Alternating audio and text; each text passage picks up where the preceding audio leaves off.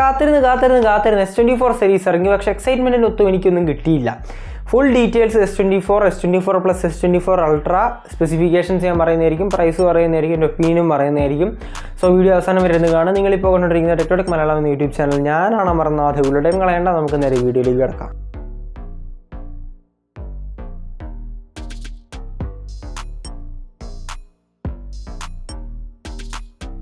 Just specifications മാത്രമേ പറയുന്നുള്ളൂ. ഇൻഡെപ്തിലേക്ക് നമ്മൾ ഇറങ്ങുന്നില്ല. കാരണം ഇൻഡെപ്തിലേക്ക് ഇറങ്ങാനുള്ള നമുക്ക് സ്പെക്ക് കിട്ടിയിട്ടുമില്ല.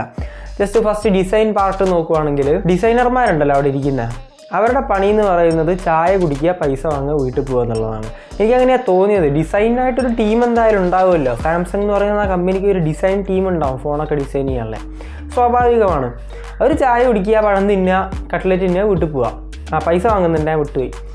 ഇത് തന്നെയാണ് അവരുടെ പണി. എനിക്ക് അത്രേ പറയാനുള്ളൂ. ഒരു ആപ്പിൾ കൊഞ്ഞനം കുത്തിയപ്പോൾ ഇവരും തിരിഞ്ഞെന്ന് കൊഞ്ഞനം കുത്തുക. അവരെന്താണോ ചെയ്യുന്നത് അത് തന്നെയാണ് ഇനിയും ചെയ്തുകൊണ്ടിരിക്കുന്നത്. ടൈറ്റാനിയം ഫ്രെയിം അവർ കൊണ്ടുവന്നു, ഇവരും കൊണ്ടുവന്നു.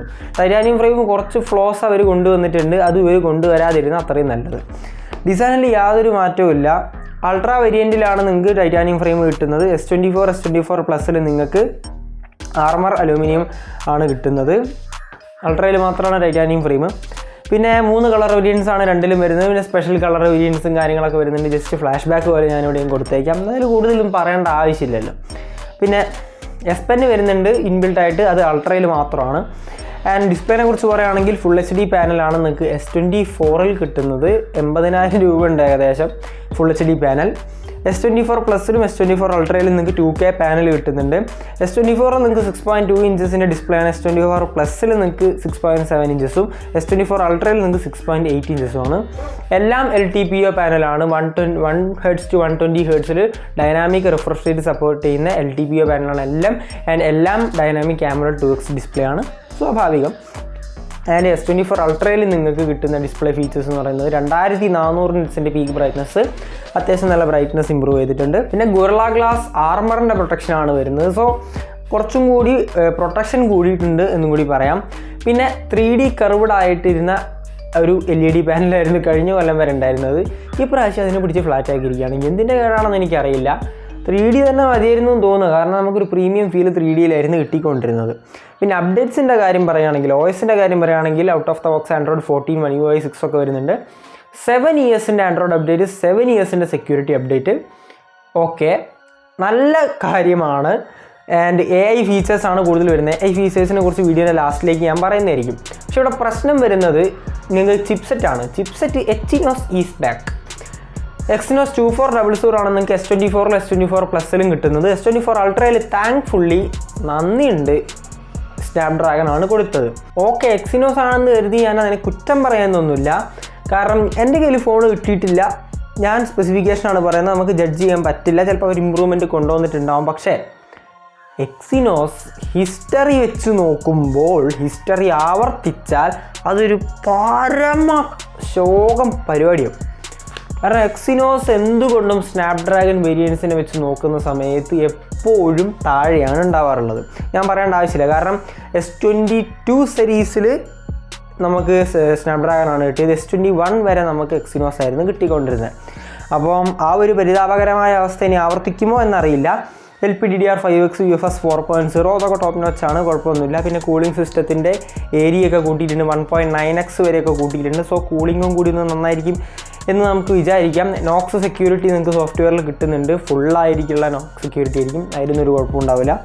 എൻ്റെ ബാറ്ററിനെ കുറിച്ച് പറയുകയാണെങ്കിൽ S24 4000 mAh 25 വാട്ടിൻ്റെ ചാർജിങ്, 15 വാട്ട് വയർലെസ്. S24 പ്ലസ്സിൽ 4900 mAh, S24 അൾട്രയിൽ 5000 mAh. S24 പ്ലസ്സിലും അൾട്രയിലും 45 വാട്ട്സിൻ്റെ ചാർജിങ്, 15 വാട്ടിൻ്റെ വയർലെസ് ചാർജിങ്.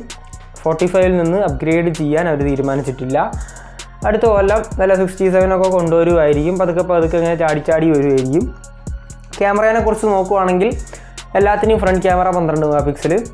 S24ലും S24 പ്ലസ്സിലും വലിയ മാറ്റമൊന്നുമില്ല. 50 MP OIS, 10 MP 3x OIS telephoto camera, പിന്നെ 12 MP ഒരു അൾട്രാ വൈഡും വരുന്നുണ്ട്.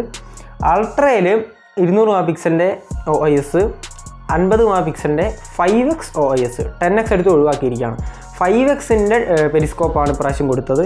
12 MP ultra wide, 10 MP 3x OIS. അപ്പം നിങ്ങൾക്ക് അൾട്രയിൽ ഇപ്രാവശ്യം കിട്ടുന്നത് 10x അല്ല, നമുക്ക് 100x സൂമൊക്കെ ചെയ്യുന്ന സമയത്ത് ആ പോക്കിൽ നമുക്ക് 10x നല്ല ക്ലാരിറ്റി കിട്ടുമായിരുന്നു. ഇപ്പം 10x എടുത്ത് കളഞ്ഞിട്ട് അവർ 5x കൊണ്ടുവന്നിരിക്കുകയാണ്. അത് ഒരു വിഭാഗം ആൾക്കാർക്ക് ഇഷ്ടപ്പെടില്ല, ഒരു വിഭാഗം ആൾക്കാർക്ക് ഇഷ്ടപ്പെടും. എൻ്റെ ഒരു അഭിപ്രായം നോക്കുകയാണെങ്കിൽ പണ്ടത്തെ ആ ഒരു സിസ്റ്റം വെച്ച് നോക്കുമ്പോൾ നമുക്ക് കുറച്ചും കൂടി ഇപ്പോഴാണത് യൂസബിൾ ആയത്. കാരണം നമുക്ക് ഇപ്പോൾ ഒരു സാധാരണക്കാരനെ സംബന്ധിച്ചിടത്തോളം 10x നമ്മൾ വീഡിയോസ് അല്ലെങ്കിൽ ഫോട്ടോസൊക്കെ എടുക്കുന്നത്.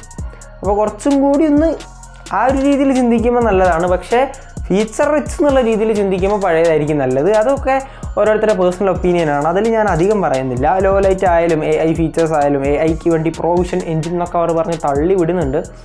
ആ തള്ളിനൊത്ത പ്രവർത്തനം ഉണ്ടായാൽ മതി.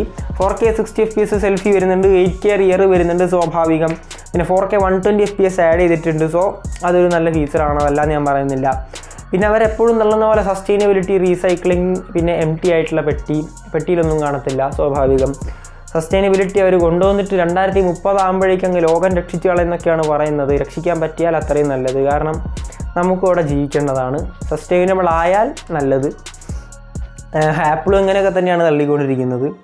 പിന്നെ USA, ഞാൻ നേരത്തെ പറയാൻ വിട്ടുപോയതാണ്, USA, കാനഡ, ചൈന, ജപ്പാൻ, ഈ 4 കൺട്രികളിലും നിങ്ങൾക്ക് 8 Gen 3 ആണ് കൊടുക്കുന്നത് എല്ലാ മോഡലുകൾക്കും. ബാക്കിയുള്ള കൺട്രികൾക്ക് മൊത്തം എക്സിനോസ്. ഞാൻ പറഞ്ഞില്ല, ഞാൻ കുറ്റം പറയുന്നില്ല, പക്ഷേ ഈ ഒരു പഴയ ആ ഒരു സംഭവം വെച്ച് നോക്കുമ്പോൾ, ഞാൻ ലാസ്റ്റ് AI ഫീച്ചേഴ്സിനെ കുറിച്ച് പറയാമെന്ന് പറഞ്ഞിട്ടുണ്ടായിരുന്നു. AI നോക്കുവാണെങ്കിൽ ലൈവ് ട്രാൻസ്ലേഷൻ വരുന്നുണ്ട്. അതായത് നിങ്ങൾ കോൾ ചെയ്യുമ്പോൾ നിങ്ങൾക്ക് അപ്പുറത്തിരിക്കുന്ന ആൾ വല്ല അറബിയൊക്കെ പറഞ്ഞാൽ നിങ്ങൾക്ക് അറബി അറിയില്ല, ഐ ആം ബി സോറി അളിയാന്ന് പറഞ്ഞ് നിൽക്കുന്ന സമയത്ത് നിങ്ങൾക്കത് മാറിക്കിട്ടും. അതായത് നിങ്ങൾക്ക് വല്ല ഇംഗ്ലീഷിലേക്കോ ഹിന്ദിയിലേക്കൊക്കെ ട്രാൻസ്ലേറ്റ് ചെയ്തിട്ട് എഴുതി കാണിക്കുകയും ചെയ്യും, നിങ്ങൾക്ക് കേൾക്കുകയും ചെയ്യാം. അത് ഹിന്ദി വന്നിട്ടുണ്ട് 13 ലാംഗ്വേജുകളിൽ, മലയാളമൊന്നുമില്ല. വരുന്ന കാലങ്ങളിൽ വരണം എന്നാണ് ഞാൻ പറയുക. കാരണം 1 ലക്ഷം രൂപയാണ് കൊടുക്കുന്നത്. പ്രൈസ് ഞാൻ പറഞ്ഞിട്ടില്ല, പറയാം. പിന്നെ സർക്കിൾ ടു സെർച്ച് എന്ന് പറയുന്നൊരു ഫീച്ചർ ഉണ്ട്. നമ്മളൊരു ഫോട്ടോനെ ഇങ്ങനെ സർക്കിൾ ചെയ്തിട്ട് സെർച്ച് ചെയ്യാം. പിന്നെ ഒരു വലിയ നോട്ടൊക്കെ ആണെങ്കിൽ അതിനെ സമ്മറൈസ് ചെയ്യാനുള്ള ഫീച്ചർ ഉണ്ട്.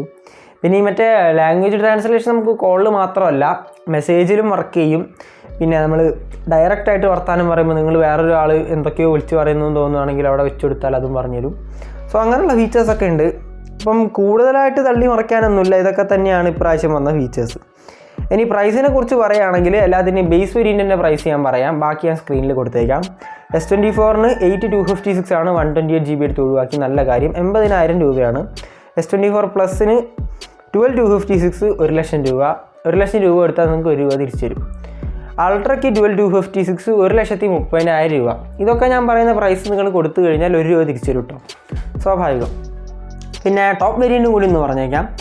പിന്നെ 1 TB വരെ പോകുന്നുണ്ട്, 12GB റാമാണ്, 24GB 16GB എന്നൊന്നും പറഞ്ഞ് തള്ളി നടക്കുന്നില്ല. എന്തായാലും നല്ല കാര്യം. 1,60,000 രൂപ.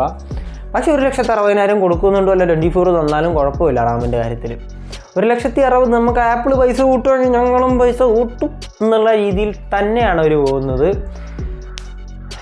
ആപ്പിൾ എന്തൊക്കെ ചെയ്യുന്നോ അതൊക്കെ ഇവരും ചെയ്യുന്നുണ്ട്. ആപ്പിൾ കോമാളിത്തരം കാണിച്ചാൽ ഇവരും കോമാളി കളിക്കും. ആപ്പിൾ നല്ലത് കാണിച്ചാൽ ഇവരും നല്ലത് കളിക്കും. ഇവരെന്തെങ്കിലും ചെറുത് നല്ലത് കാണിച്ചാൽ ആപ്പിളും അത് കളിക്കും. ഇനി അടുത്ത കൊല്ലം ആപ്പിളും AI കൊണ്ടുവരും. അപ്പം ആൾക്കാരത് 2 കൈയും നീട്ടി സ്വീകരിക്കും. സ്വാഭാവികമായിട്ട് ആൻഡ്രോയിഡിനേക്കാളും ഒപ്റ്റിമൈസ് ചെയ്തിട്ടായിരിക്കും ആപ്പിൾ കൊണ്ടുവരാൻ പോകുന്നത് എന്നെനിക്ക് തോന്നുന്നു. എക്സിനോസ് വെച്ച് 7 കൊല്ലം അവരെത്രത്തോളം തള്ളും എന്നുള്ളത് എനിക്കറിയില്ല. കാരണം 7 കൊല്ലത്തെ അപ്ഡേറ്റ് ഉണ്ടെന്ന് പറഞ്ഞു. എക്സിനോസ് അതിനത്ര ഒപ്റ്റിമൈസ്ഡ് അല്ലെങ്കിൽ അവർക്ക് 7 കൊല്ലം തള്ളാൻ പറ്റില്ല. സോ ഇതൊക്കെയാണ് എനിക്ക് പറയാനുള്ളത്. നിങ്ങൾ അപ്ഗ്രേഡ് ചെയ്യാൻ ചിന്തിക്കുന്ന പൈസക്കാരാണെങ്കിൽ ഇക്കൊല്ലം അപ്ഗ്രേഡ് ചെയ്യണമെന്ന് ഞാൻ പറയില്ല. ഇനി അപ്ഗ്രേഡ് ചെയ്യണമെന്ന് നിർബന്ധമാണെങ്കിൽ, അതായത് നിങ്ങൾ ചെറിയ ഫോണാണ്, നിങ്ങൾക്കൊരു ഫ്ലാഗ്ഷിപ്പ് എടുക്കണം, S24 ഇറങ്ങാൻ നിൽക്കുമായിരുന്നു എന്നൊക്കെ ഉണ്ടെങ്കിൽ നല്ല ഫോണാണ്, അല്ലാതെ ഞാൻ പറയുന്നില്ല. ഞാൻ പറഞ്ഞത് ഇത്രയേ ഉള്ളൂ. കഴിഞ്ഞ കൊല്ലത്തിൽ നിന്ന് യാതൊരു മാറ്റവും. ഓക്കെ, കണക്ക് തന്നെ എന്നുള്ള രീതിയിൽ ഇറക്കിയതാണ്. അധികം ഭയങ്കര ആനയിലൊട്ടകം വ്യത്യാസമൊന്നും വന്നിട്ടില്ല, അത്രേ ഞാൻ പറഞ്ഞുള്ളൂ. ഇനി നിങ്ങൾക്ക് അപ്ഗ്രേഡ് ചെയ്യണമെന്നുണ്ടെങ്കിൽ അൾട്ര എടുക്കണം എന്നൊന്നും ഞാൻ പറയില്ല. S23 Plus is more than enough. കാരണം അൾട്രയുടെ ചാർജിങ് സ്പീഡും കിട്ടുന്നുണ്ട്. പക്ഷെ ഇവിടെ എക്സിനോസ് എന്ന് പറയുന്നൊരു പ്രോബ്ലം വരുന്നുണ്ട്. അത് നോക്കിയതിന് ശേഷം മാത്രം തീരുമാനിക്കുക എന്ന് മാത്രം പറഞ്ഞുകൊണ്ട് ഫ്ലാഗ്ഷിപ്പ് ഫോണുകളാണ്, നോക്കിയിട്ടും കണ്ടിട്ടൊക്കെ എടുക്കുക. വേറെയും ബ്രാൻഡുകളുണ്ട്. ഐഫോൺ അവിടെ കിടപ്പുണ്ട്, പിന്നെ ആൻഡ്രോയിഡിൽ തന്നെ റൈവൽസ് വരാനിരിക്കുന്നുണ്ട്. ഇതൊക്കെ നോക്കിയിട്ട് വേണം ഫ്ലാഗ്ഷിപ്പ് എടുക്കാൻ, കുറേ റിവ്യൂസൊക്കെ കണ്ടിട്ട് എടുക്കുക എന്നൊക്കെ പറഞ്ഞുകൊണ്ട് എൻ്റെ വീഡിയോ ഇത്ര മാത്രമേ ഉള്ളൂ. എനിക്ക് കൂടുതലൊന്നും പറയാനില്ല. സോ വീഡിയോ അവസാനം വരെ കണ്ടതിന് നന്ദി. Thanks for watching. കൂടുതൽ വീഡിയോസിന് വേണ്ടി ചാനൽ സബ്സ്ക്രൈബ്, തൊട്ട് സൈഡിലെ ബെല്ലൈക്കൺ അവിടുത്തെ. വീഡിയോ ഇഷ്ടപ്പെട്ടാൽ ലൈക്ക് ചെയ്യുക, ഷെയർ ചെയ്യുക, കമൻറ്റ് ചെയ്യുക. ഇനി ഇൻസ്റ്റാഗ്രാമൊക്കെ ഒന്ന് പോയി ഫോളോ ചെയ്യാൻ മറക്കണ്ട എന്ന് മാത്രം പറഞ്ഞുകൊണ്ട് എല്ലാവർക്കും സ്റ്റേ സേഫ്. ബൈ.